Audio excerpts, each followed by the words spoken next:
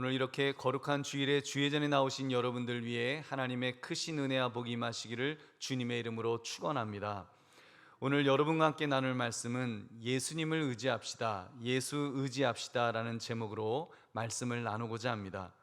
여러분, 요즘 코로나19가 다시 기승을 부리고 있습니다. 저희 집도 어머니를 비롯해서 아이들이 코로나에 걸렸다가 또 모두 잘 나았습니다. 교육자 자녀 중에도 교인 자녀들 중에도 코로나에 걸린 사람들이 늘어나고 있습니다. 그러나 코로나 확진은 이제 알려줄 소식도 안 될 정도로 또다시 기승을 부리고 있는 그런 형편이죠. 얼마나 심해지고 있으면 우리 교회가 계획하고 있는 행사들을 코로나 때문에 또 멈춰야 하는 것은 아닌가, 이런 고민을 할 정도입니다. 이렇게 볼 때 이 코로나야말로 우리가 살아가면서 이거 도저히 안 될 것 같다, 내 힘으로 어떻게 할 수 없을 것 같다라고 말할 수 있는 그런 어떤 대표적인 삶의 문제가 아닐런지요. 여러분, 근데 우리 인생에는 코로나 말고도 이 안 될 것 같다라는 일들이 얼마나 많은지 모릅니다. 인간적으로 계산하면 절대로 답이 안 나올 것 같은 그런 문제들을 만날 때가 종종 있습니다. 그때 여러분은 어떻게 하십니까? 어떻게 그러한 문제들을 해결하고 계시는지요? 여러분, 오늘 말씀 예수님을 의지합시다, 이 제목을 가지고 인생의 문제 앞에 어떻게 예수님을 의지할 것인가를 살피시는 이 시간 되시기를 주님의 이름으로 축원합니다. 여러분, 첫 번째로 그 인간은 문제 앞에서 너무 계산만 하려고 한다는 사실입니다. 여러분, 예수 안 믿는 사람들이 인간적으로 계산하고 낙심하고 포기하는 것이야 그럴 수 있지, 예수님 안 믿으니까 그거 당연한 거지, 우리가 그렇게 말할 것입니다. 근데 문제는 오늘 이 본문처럼 믿음의 사람이 먼저 계산하고 포기하는 것이 바람직한 모습이라고 할 수가 있을까요? 여러분, 예수님께서 가나의 혼인잔치에서 물로 포도주를 만드시는 이적을 베푸셨습니다. 왕의 신하의 아들들의 병을 고쳐주셨고 38년 된 병자도 고쳐주셨습니다. 예수님께서는 그렇게 많은 병자들을 고치시자 사람들이 몰려왔습니다. 기적을 행하시는 예수님으로부터 병고침도 받고 말씀을 들으려고 수많은 사람들이 몰려들었던 것입니다. 근데 그때 예수님께서 빌립에게 물으셨습니다. 우리가 어디서 떡을 사서 이 사람들을 먹일 수 있겠냐? 그때 빌립이 대답했습니다. 7절 말씀, 빌립이 대답하되 각 사람으로 조금씩 받게 할지라도 200데나리온의 떡이 부족하리다. 여러분, 지금 틀린 대답을 했습니까? 맞는 말 한 것입니다.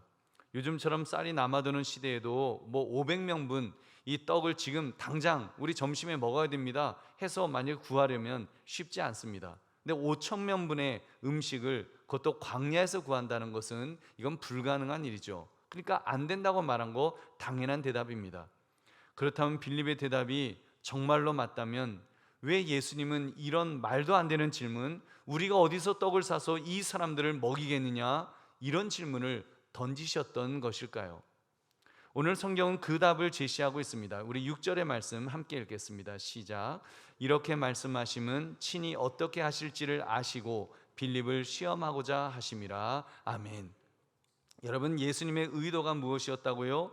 빌립을 시험하고자 하심이라고. 지금 예수님의 말씀을 듣는 그 제자 빌립을 시험하시고자 하심이라고 성경은 말씀합니다. 예수님께서 말씀하실 때는 이미 답을 가지고 말씀하시는 것입니다. 그렇기 때문에 우리들 인간편에서 너무 의심하지 맙시다. 그렇다면 주님의 말씀 앞에서 우리는 주님께서 하실 것을 믿는 것이 중요하죠. 그리고 예수님은 우리가 그러한 시험에 멋지게 통과하기를 원하시는 줄로 믿습니다. 여러분, 그렇습니다. 예수님께서는 빌립에게 뿐만 아니라 우리에게도 똑같은 질문은 아니지만 여전히 그런 인생의 질문을 우리에게 던지시곤 하십니다. 당장 교회 건축을 앞에 두고도 아마 예수님께서 너희가 어떻게 건축을 할 것이냐, 이미 오래전부터 우리에게 그런 질문을 던지셨습니다. 여기에 대해서 어떻게 하지? 이러다가 우리 교회에 그냥 길거리에 나앉는 것 아니야? 이렇게 의심할 수도 있고, 믿음으로 하나님은 분명히 우리에게 더 좋은 것을 주실 거야, 이런 믿음으로 기대하는 그런 신앙이 있습니다. 여러분, 우리는 과연 어떤 반응을 하고 있는지요? 여러분, 교회 건축뿐만이 아니죠. 교회 행사를 함에 있어서도, 또는 여러분이 개인적으로 사업을 할 때나 또는 어떤 가정사에 있어서도 여러분이 처한 현실에서 하나님은 믿음의 결단을 요구하시는 그런 인생의 질문을 우리에게 던지시곤 합니다. 이때 어떻게 반응해야 될까요? 여러분, 이때 빌립은 비관주의적 신앙의 태도를 이렇게 보였습니다. 빌립은 베드로, 안드레와 함께 베세다 사람이었습니다. 빌립은 나다나엘이 나사렛에서 무슨 선한 것이 날 수 있느냐라며 예수님에 대해서 비아냥거릴 때 와서 보라 하면서 전도했던 전도의 사람이었습니다. 빌립 전도법이 나올 정도였으니까요, 그는 그런 믿음의 사람이라는 말입니다. 우리 사랑하는 성도님들, 우리가 지금 이 다루는 것은 불신자에 대한 이야기를 하는 것이 아닙니다. 불신자 예수님 자체를 안 믿으니까 예수님이 하신 말씀 그거 안 믿는 거 당연하겠죠. 당연한 그러려니 우리 할 것이 그렇게 생각할 수 있습니다. 분명한 것은 빌립은 예수님을 믿는 사람이었습니다.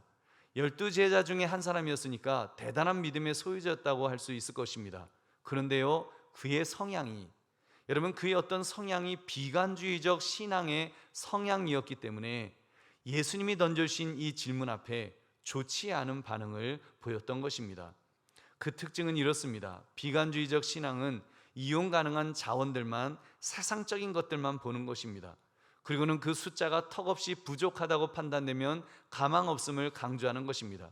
빌립이 제시했던 200데나리온 떡, 여러분 200일치의 품삯이니까 큰 돈이었습니다. 적어도 2천만 원, 3천만 원 현찰입니다. 아마 빌립이 그런 돈 어디 있냐고 액수를 지금 말하고 있는지도 모르겠습니다. 예수님, 우리 그렇게 큰 돈 없지 않습니까? 물론 설령 돈이 있다 하더라도 구할 수 없는 양이라는 그런 의미도 포함되었겠죠. 여러분, 비관주의적 신앙을 가진 사람은 그러한 상황의 불가능성을 강조하는 것입니다. 한마디로 가망 없는 대답에 가망 없는 쪽으로 모든 것들을 그렇게 보는 것입니다. 여러분, 그렇다면 나의 신앙의 태도는 어떤 모습일까를 여러분 우리가 질문해 볼 수 있습니다. 한번 질문을 드립니다. 여러분은 문제가 터지거나 또는 인생에 풀어야 될 숙제를 만났을 때 여러분 하나님을 먼저 바라보시는지요?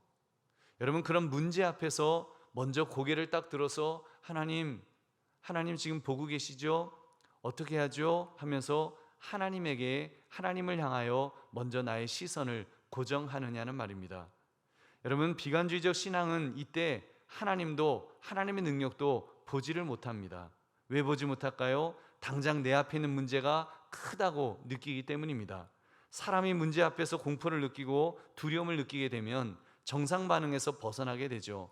평소 같으면 볼 수 있는 것도 제대로 못 보고, 평소 같으면 그렇게 떨지 않을 것도 벌벌벌 떨면서 어쩔 줄 몰라 하는 것이 여러분 그 공포 앞에 있는 인간의 모습입니다.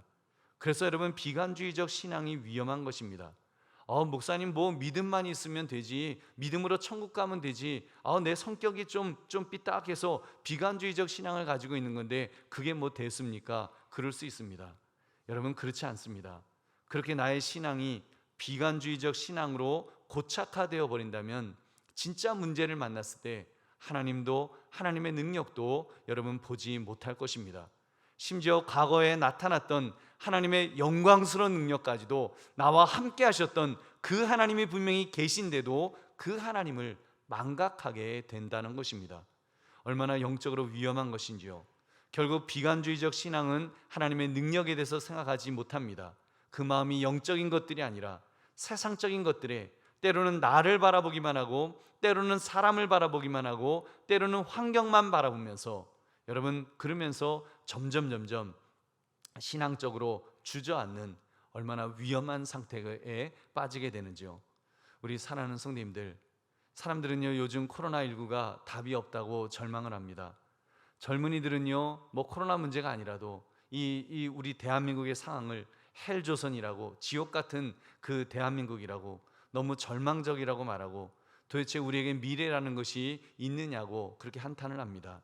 여러분, 우리는 믿음의 사람이기 때문에 그런 인생의 절망적인 상황이 여러분 주님께서 빌립을 시험하셨듯이 우리를 시험코자 하시는 그런 시간이라는 사실을 꼭 기억하시기를 바랍니다.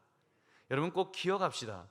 우리가 처한 현실이 아무리 암담해도, 또 때로는 우리 교회가 처한 현실이 좀 불안해도 너무 비관주의적 신앙으로 빠져들지는 말자는 것입니다. 저는 확신합니다. 그때야말로 주님께서 나를 시험코자 하시는, 우리를 시험코자 하시는 복된 시간인 줄로 믿습니다. 여러분, 주님이 우리를 시험하실 때는 이미 답을 가지셨다고 했습니다. 이미 주님은 주님의 답이 있습니다.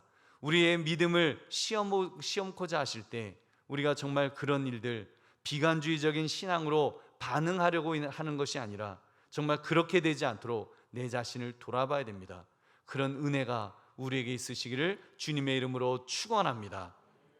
두 번째, 내가 직면한 문제를 주님께 맡기려는 태도가 아주 중요합니다. 이때 두 번째 종류의 신앙의 태도가 나옵니다. 이것을 가리켜서 낙관주의적 신앙의 태도라고 말할 수 있습니다. 단 전폭적이지는 않아서 좀 이 안드레를 보니까 의심스러워하면서 낙관적인 태도를 잃지 않는 그런 모습을 우리가 볼 수가 있습니다. 여러분, 안드레, 여러분 잘 아시죠? 우리 요한복음 6장 8절부터 9절 이 안드레의 모습을 우리 한번 보겠습니다. 시작. 제자 중 하나 곧 시몬 베드로의 형제 안드레가 예수께 여짜오되 여기 한 아이가 있어 보리떡 5개와 물고기 2마리를 가지고 있나이다. 그러나 그것이 이 많은 사람에게 얼마나 되겠사옵나이까. 아멘. 여러분, 지금 이런 낙관주의적 신앙은 인간적으로 의심스럽기는 하지만 그래도 주님을 사랑하면서 주님께 헌신하고자 하는 그런 신앙입니다.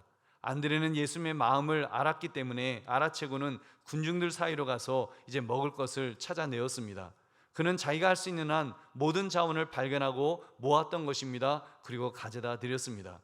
여러분, 여기서 중요한 것은 모든 자원을 발견하고 모아서 가져다 드리는 그런 태도입니다. 우리가 산을 옮길 만한 믿음의 사람이다 이렇게 말할 수는 없지만 사실 우리 모두는 어찌 보면 안드레처럼 이런 평범한 신앙은 우리가 가질 수가 있지 않겠습니까? 여러분, 이 말처럼 그러나 그것이 이 많은 사람에게 얼마나 되겠사옵나이까. 언뜻 보면요, 무슨 빌립 버전 2 같이 그렇게 보일 수도 있습니다. 언뜻 보면 이 안드레도 빌립처럼 지금 이렇게 회의적인 비관적인 신앙을 갖고 있나 그렇게 생각할 수 있습니다. 그러나 차이점이 있는데 그는 그 자원이 아무리 작든지 그 질이 아무리 떨어지든지 그것을 모두 주님 앞에 가지고 나왔다는 사실입니다. 여러분, 보리떡은 가난한 사람들의 음식이었습니다.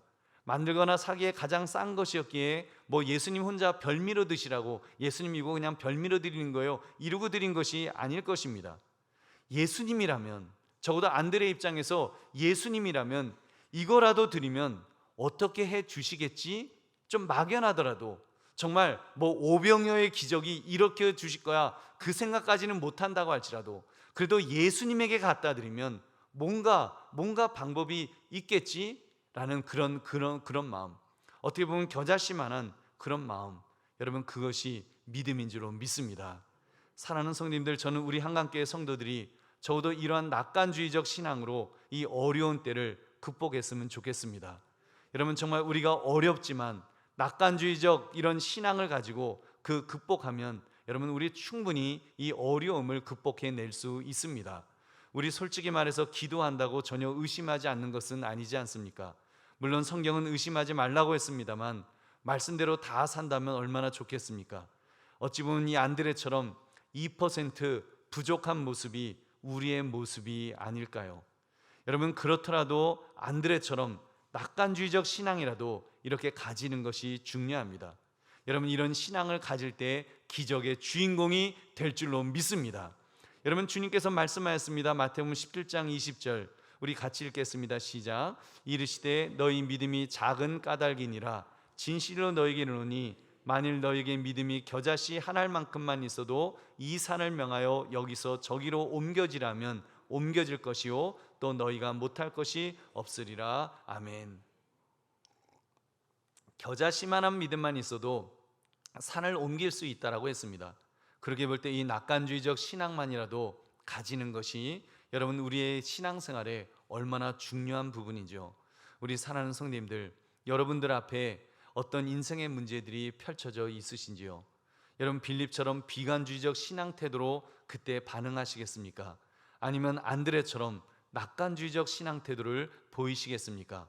100% 믿어지지 않더라도 여러분 우리 주님이 계신 것은 여러분 믿지 않으십니까? 그렇다면 소망이 있는 줄로 믿습니다. 여러분, 비록 내가 정말 큰 믿음은 가지지 못하더라도 2% 부족한 믿음이라도 우리가 정말 주님을 바라보면서 그래도 주님께서 어떻게 해주시겠지라는 그런 믿음이라도 우리가 있다면 소망이 있습니다. 우리도 안드레처럼 우리가 할 수 있는 것을 합시다. 기도할 수 있지 않습니까? 기도로 시작합시다. 인간적으로 내가 수고할 수 있는 것이 있으면 그것이라도 해봅시다. 다만 내 힘으로 하려는 것이 아니라 주님 바라보며 주님 의지하며 그 일을 감당하십시오. 그렇게 할 때 하나님께서 기적을 베풀어 주실 줄 믿습니다.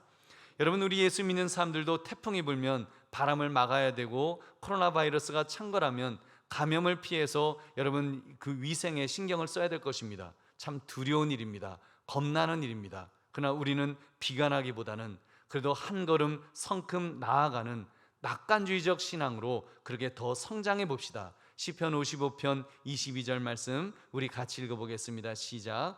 내 짐을 여호와께 맡기라. 그가 너를 붙드시고 의인의 요동함을 영원히 허락하지 아니하시리로다. 아멘. 여러분, 하나님께서 무엇이라고 말씀하셨습니까? 너의 짐을 맡겨라. 그러면 하나님께서 붙들어 주심으로 떨지 않도록 하나님의 그 강한 손으로 붙드시겠다라고 약속하셨습니다. 그러면 되는 것 아니겠습니까? 우리 손이 막 덜덜덜 떨 때 주님 바라보았더니 주님께서 우리 손을 덥석 잡아주시면 여러분 되는 것 아니겠습니까? 주님께서 약속하셨기 때문에 우리의 짐을 맡겨드리면 주님께서 책임지실 줄 믿으시기 바랍니다. 베드로전서 5장 6절 7절도 우리 같이 읽겠습니다. 시작. 그러므로 하나님의 능하신 손 아래에서 겸손하라. 때가 되면 너희를 높이시리라. 너희 염려를 다 주께 맡기라. 이는 그가 너희를 돌보심이라. 아멘. 여러분, 저는 이 말씀을 읽을 때 너무나 멋진 말씀이라는 생각이 듭니다. 너희 염려를 다 주께 맡기라. 이는 그가 너희를 돌보심이라. 하나님이 돌봐주신다. 하나님이 함께 하신다는 약속의 말씀이시죠. 네, 여러분, 우리 이 예수 믿는 사람들은 하나님의 능하신 손 아래에 있는 그런 사람들입니다. 여러분, 그렇기 때문에 오늘 성경은요 이게 좀 이렇게 신기하게도 항상 겸손하라는 이 말씀을 앞에 이렇게 두셨습니다. 겸손하게 엎드리고 있으면 주님께서 너희를 높이시리라고 그렇게 말씀하시니까요. 여러분, 이 말씀을 우리 정말 낙관주의적 신앙을 가지고 살아간다는 것이 여러분 어떤 모습이어야 되는지 우리 한 가지 짚어보아야 될 부분이 있습니다. 그것은요, 우리 교회에는 그런 분이 한 분도 안 계십니다만 또 믿음이 너무 좋다고 하는 분들 중에 교만에 빠지는 분들을 여러분 간혹 이렇게 볼 수가 있습니다. 이번 코로나 사태 때도 보니까 나는 예수 믿는 사람이기 때문에 코로나 안 걸려 뭐 이런 말씀하시고, 심지어 우리 교회는 믿음이 세기 때문에 코로나가 왔다가도 7길로 다 도망가 뭐 이런 말씀을 하셨던 그런 일도 있었죠. 여러분, 얼마나 오만한 말입니까? 굉장히 오만한 거예요. 그럼 코로나 걸린 교회는 믿음이 없어서 다 걸린 겁니까? 여러분, 그런 식으로 자기를 끌어올리는 것은 그것은 하나님을 빙자해서 교만한 것입니다. 그런 하나님이 기뻐하시는 삶의 모습이 아니에요. 여러분, 그런 분들일수록 이제 반대 상황이 되면 아주 극단적으로 절망합니다. 3기 암입니다. 이런 이야기 들으면요 막 병들은 것에 대해서 뭐 저주받은 줄 알고 벌벌벌 떱니다. 그리고 다른 사람들한테 말도 못해요. 신방도 못 오게 해요. 신방도 못 오게 하고 아주 어쩔 줄 몰라 합니다. 여러분, 성숙한 믿음의 사람의 모습이 아닙니다. 우리 사랑하는 성도님들, 여러분은 낙관주의적 신앙을 가지시되 항상 겸손하셔서 정말 여러분 우리를 높여주시고 세워주실 분은 하나님이신 줄 믿으시기 바랍니다. 내가 나를 높이는 것이 아닙니다. 여러분, 하나님이 우리를 높여주시면 하나님이 높여주시는 것이지 여러분 우리가 우리 스스로를 높이는 것은 절대로 아니라는 것입니다. 여러분, 그런 점에서 정말 우리는 언제나 정말 낙관주의적 신앙을 가지되 늘 겸손하시기를 다시 한번 주의 이름으로 축원합니다. 세 번째, 예수님은 하나님의 방법으로 일을 이루셨습니다. 여러분, 이 오병이어의 기적은 보리떡 5개로 5,000명을 먹일 것을 기대하고 시작되었던 그런 사건이 아닙니다. 다만 병 고치는 이적쯤은 사람들이 그래도 기대했겠죠. 제자들도 그런 기대, 그리고 실제로 예수님이 병 고치는 것을 잘 하셨습니다. 여러분, 오병이어의 이적은 전혀 기대하지 않았습니다. 적어도 안드레가 뭐 이 떡 갖다 드리면 오병이 이 보리떡 5개 물고기 2마리로 5,000명 다 먹이실 거야, 그거 기대하고서 그랬던 것은 아닐 것입니다. 그냥 낙관주의적 신앙이긴 했습니다만, 그러나 그것이 얼마나 되겠사옵나이까, 좀 그런 마음도 있었습니다. 그렇다면 누가 이 오병이어의 기적을 일으키신 것일까요? 여러분, 하나님께서 하신 줄로 믿습니다. 이건 하나님이 하신 거예요. 하나님께서 하실 때 5천 명을 배불리 먹이셨습니다. 그리고도 남은 조각을 모아보니 12바구니에 가득 찼다고 했습니다. 우리 하나님이 하시면 차고 넘치게 하시는 줄 믿으시기 바랍니다. 여러분, 그렇다면 예수님께서 우리에게 보여주신 신앙의 모습은 어떤 것이었을까요? 그것은 바로 적극적이며 흔들림 없는 신앙의 모습이었습니다. 지금 예수님께서, 인간의 몸을 입고 오신 예수님께서 하나님 안에서 가져야 될 강한 신앙의 유형을, 신앙의 모델을 우리에게 보여주시는 것입니다. 이때 예수님께서 주목해야 할 여러분 강한 신앙의 모습은, 여러분 한 가지 중요한 것이 있는데, 떡을 가지고 무엇 하셨어요? 축사하셨다 그랬어요. 하나님께 감사를 드리는 것. 여러분, 이것이 굉장히 중요합니다. 우리 한번 11절의 말씀 함께 읽겠습니다. 시작. 예수께서 떡을 가져 축사하신 후에 앉아있는 자들에게 나눠주시고 물고기도 그렇게 그들의 원대로 주시니라. 아멘. 예수님의 손 위에 들려져 있던 것은요, 사실 보잘것없는 적은 양의 떡이었습니다. 그러니까 사실 예수님은 그 떡을 한 손에 이렇게 들 수도 있었고, 비관주의적 신앙이셨다면 솔직히 그 떡 가지면 오히려 낙담하고 좌절에 휩싸여야 될 그런 양이었습니다. 설령 낙관주의적 신앙일지라도 음식을 바라보면 그냥 의심하셨을 그런 거예요. 그런데 우리 예수님은 적극적이며 흔들림 없는 신앙을 보이셨습니다. 그는 어떻게 채워져야 될지를 고민하지 않으셨어요. 우리 예수님은 고개를 드시고 하나님께 감사 기도를 드리셨습니다. 그 음식의 양이 턱없이 적었다든지 음식의 질이 보잘것없는 수준인 것은 전혀 문제 삼지 않으셨습니다. 그렇습니다. 중요한 것은 예수님께서 무언가를 갖고 계셨다는 것입니다. 그것은 한 소년이 가지고 온 것이었습니다. 비록 그것은 적었지만 하나님의 선물이요 희생이요 자원으로서 예수님에게 주어졌던 것입니다. 주님 뜻대로 사용하실 수 있도록 그분의 발 앞에 놓여졌던 것입니다. 그래서 예수님은 그것을 받으시고 그것을 가지고 고맙게 여기시면서 또 그것을 취하셔서 하나님을 향해서 감사하시는, 여러분 하나님을 향해 감사하시는 그 모습, 감사의 기도를 올리시는 그 모습을 주목하십시오. 그리고 나눠주셨습니다. 그렇게 할 때 떼어도 줄지 않는 기적이 일어났습니다. 5천 명이 먹고 그 먹고 남은 조각이 12바구니에 가득 찼습니다. 할렐루야. 여러분, 우리 예수님의 이러한 모습을 보면서 우리도 적극적이며 흔들림 없는 신앙을 소유하겠다는 이런 결심을 해야 될 줄로 믿습니다. 이런 믿음을 가져야죠. 특히 요즘처럼 힘들다, 어렵다, 불가능하다, 절망이다, 이런 말이 횡행하고 있는 이런 때 여러분 꼭 필요한 신앙의 모습입니다. 그러려면요, 무엇보다도 저는 감사의 기도가, 정말 우리 마음속에 감사의 기도가 반드시 있어야 된다고 믿습니다. 여러분, 성경도 그래서 말씀하고 있어요. 성경이 기도할 때 이렇게 기도하라고 했습니다. 빌립보서 4장 6절 7절 말씀 함께 읽겠습니다. 시작. 아무것도 염려하지 말고 다만 모든 일에 기도와 간구로 너희 구할 것을 감사함으로 하나님께 아뢰라. 그리하면 모든 지각에 뛰어난 하나님의 평강이 그리스도 예수 안에서 너희 마음과 생각을 지키시리라. 아멘.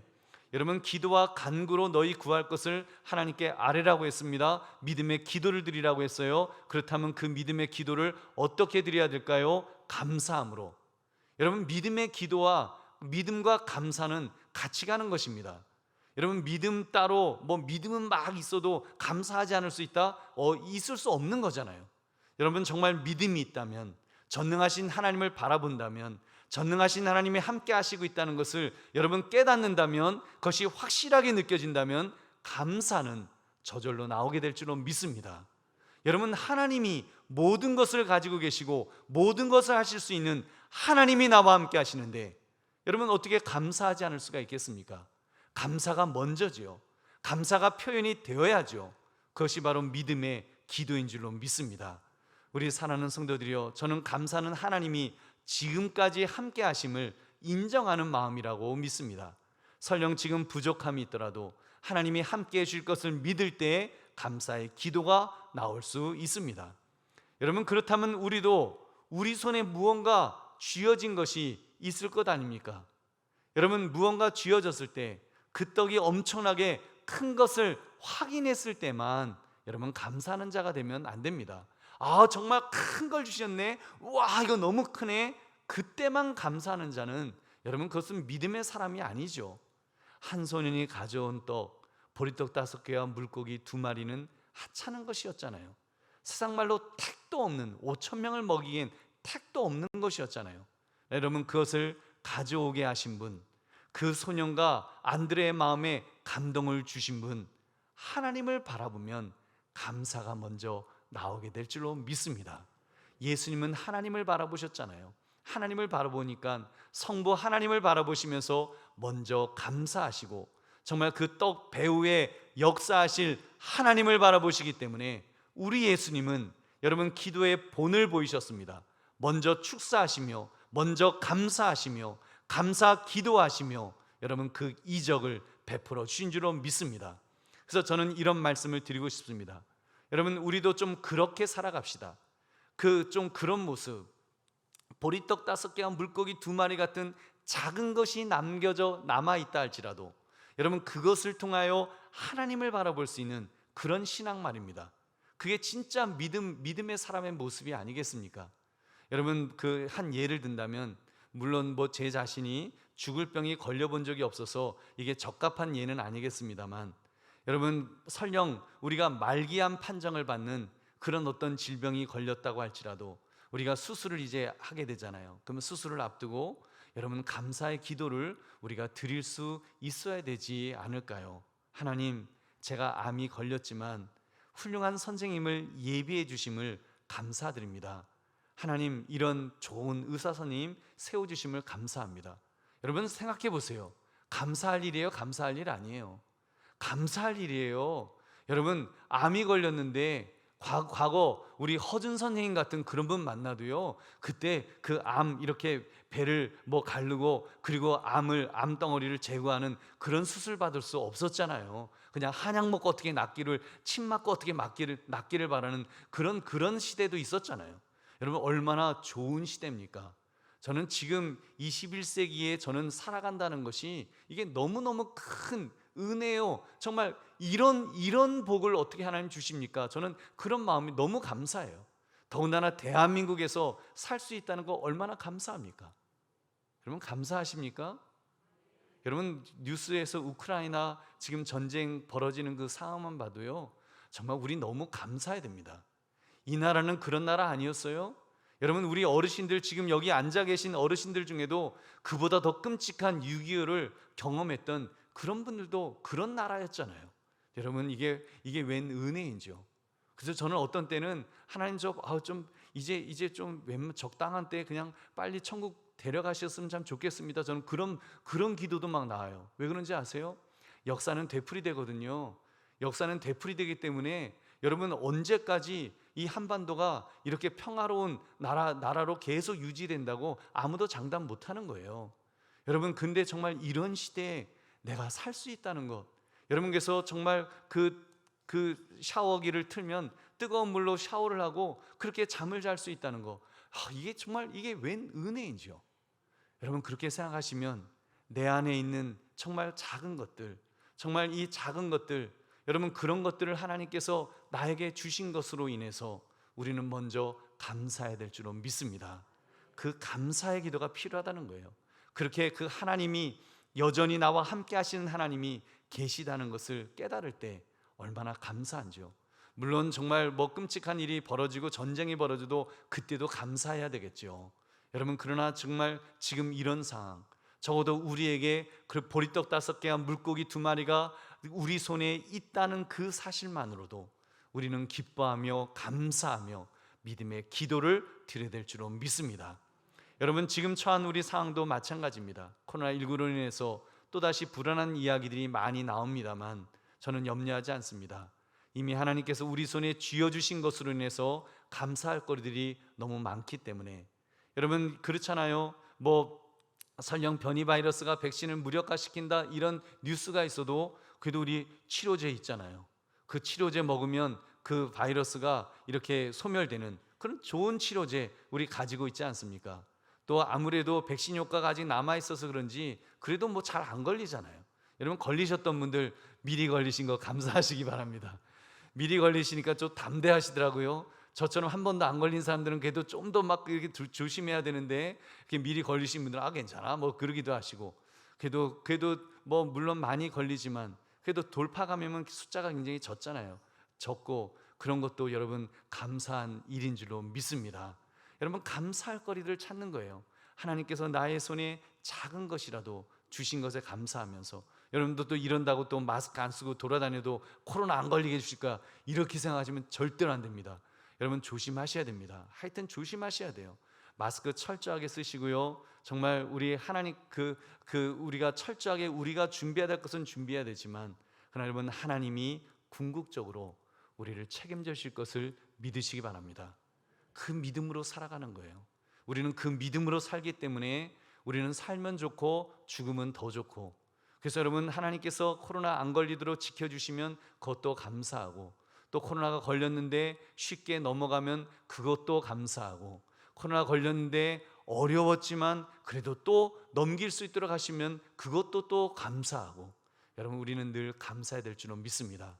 그러다 또 하나님이 불러가시면 그것도 또 감사하고, 왜냐하면 또 천국, 더 좋은 천국에 또 너무 어렵지 않게 천국 갔으니, 천국 갈 수 있으니 그것도 감사한 일인 줄로 믿습니다.